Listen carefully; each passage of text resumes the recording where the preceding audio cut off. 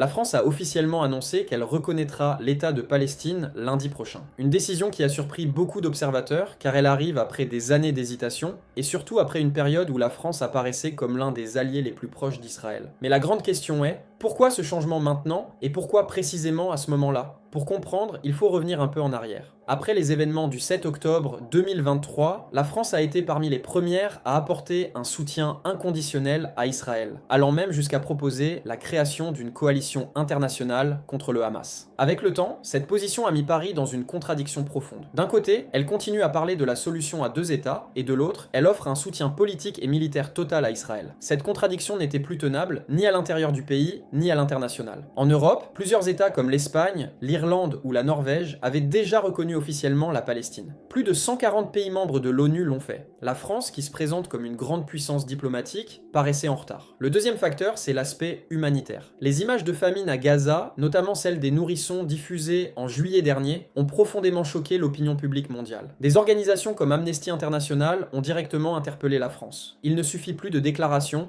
il faut des actes. La pression était devenue trop forte pour rester passive. Troisième point, les calculs politiques internes. En France, une partie importante de l'opposition, notamment la gauche, exigeait depuis longtemps une reconnaissance officielle de l'État palestinien. La direction française ne voulait pas donner l'image d'un pouvoir sourd face à cette demande. Et sur le plan géopolitique, la situation au Proche-Orient est totalement bloquée. Israël poursuit sa guerre, le Hamas reste présent malgré les frappes, et les États-Unis ne parviennent pas à imposer une solution. La France a vu dans ce contexte l'opportunité de proposer une alternative politique et de se positionner comme une puissance indépendante. Mais alors, quelle est la portée réelle de cette reconnaissance? En pratique, elle ne mettra pas fin au bombardement, ni n'ouvrira immédiatement des négociations. Cependant, le geste est lourd de symboles. La France deviendra le premier pays du G7 à reconnaître officiellement la Palestine. Cela pourrait encourager d'autres États européens à suivre le mouvement. Et pour les Palestiniens, cette reconnaissance représente un renforcement de leur légitimité sur la scène internationale. Conclusion, CTA. Aujourd'hui, la France se retrouve entre deux images, celle de l'allié traditionnel d'Israël et celle d'un pays qui affirme que la seule voie vers une paix juste passe par le droit international et la solution à deux États. Mais au fond, une question reste ouverte. Pensez-vous que la reconnaissance de la Palestine par la France soit un véritable tournant historique, capable de changer l'équilibre des forces? Ou s'agit-il seulement d'un geste politique, sans réel impact sur le terrain? Partagez vos avis dans les commentaires et n'oubliez pas de vous abonner et d'activer la cloche pour recevoir toutes nos prochaines analyses.